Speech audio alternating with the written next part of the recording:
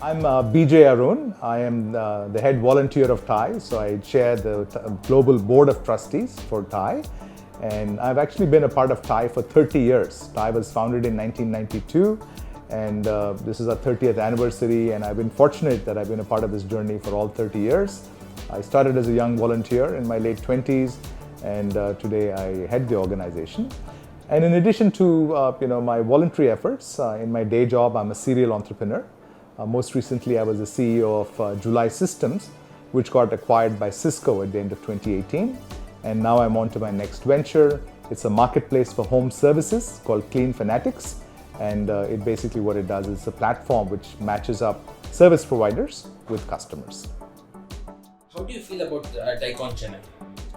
I think they've done a great job. I mean, it's just wonderful speakers, amazing audience, and the arrangements have been fantastic.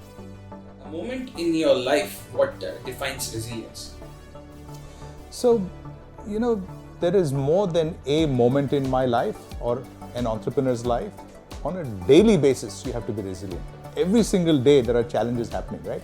And customers are canceling, employees leave, pandemic happens, some financial crisis happens. So if there is one constant in the entrepreneur's life, it's the uncertainty and the change. Every single day, something is happening. And so you have to really be resilient on a daily basis. A particular moment in your life which made you feel that this is the definition of success? When I was younger, I used to think that success is measured by dollars and cents or in rupees, right? Basically, okay, if you made so many $1 million or so many crores, you're successful. And once you accomplish those goals, then you realize that that's really not success. Definition of success in my books is how many other lives have you been able to touch, right? And that could be your team members as in employees, etc., or it could be your customers. So it really is, sort of uplifting other people's lives. So if I have been able to create, let's say, 100 millionaires in my company, that has been much more satisfying than saying, okay, I made so many $100 million. Which part of your daily routine makes you happy? I'm a big nature buff, so I do a lot of hiking. And particularly in Northern California, we have these beautiful hiking trails.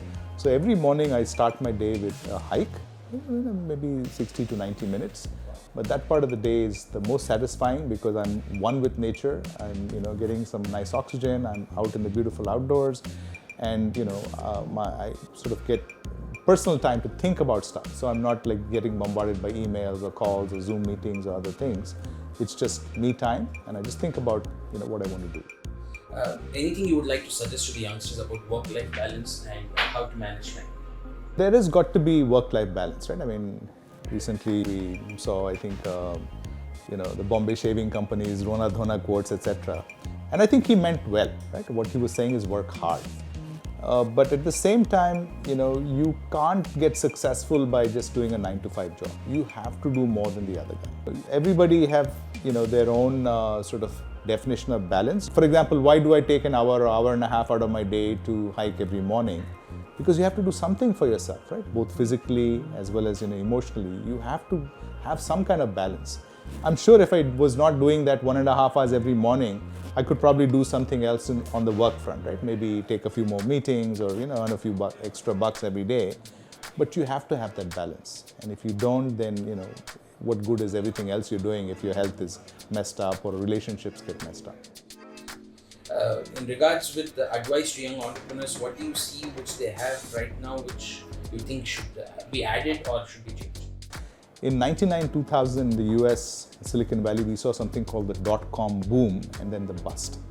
So I think today in India, there's a little bit of a bubble, which is lots of companies have got funded, lots of companies have crazy valuations, whether in the public markets or otherwise. And so my advice to our entrepreneurs of today is that they need to focus on profitability.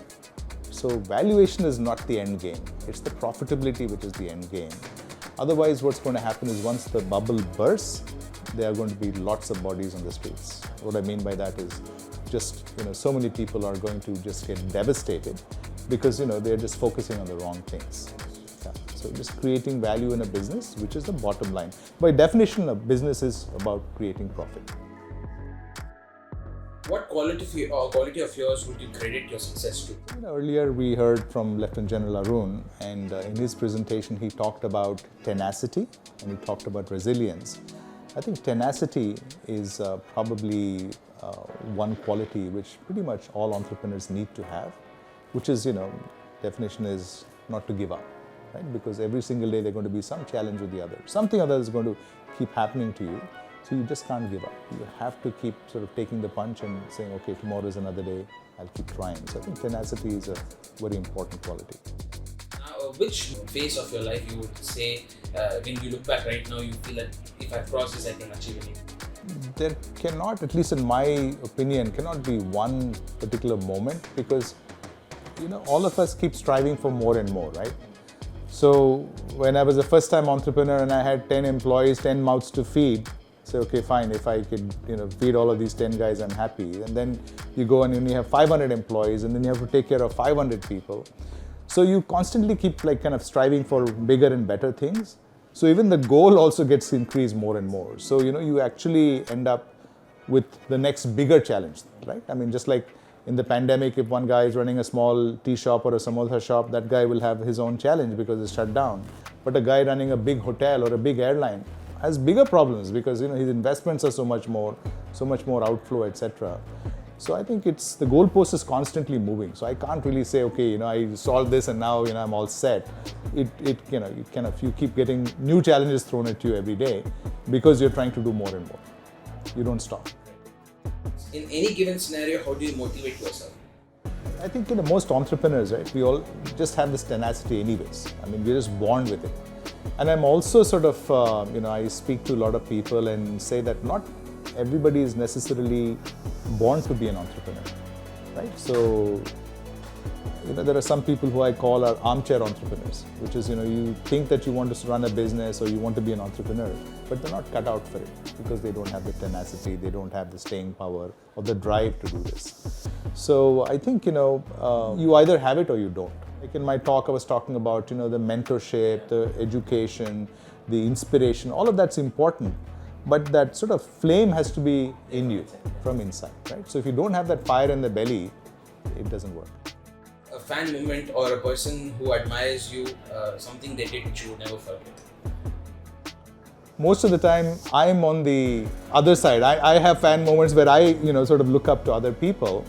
Because, one of the things I have consciously realized and done is that, you can surround yourself with fans all the time, right? I mean, you can say, hey, I've done better, and there'll always be fans around you. But that doesn't really help improve me. So what I do is I try to surround myself with people who have done better than me. So I constantly am meeting or looking forward to, sort of looking up to other people, right? And so whether it's Mr. Murugappan or whether it's a general here, Arun, or whether it's a Sridhar Vembu, I always, have fan moments with them as opposed to, having a fan, with me.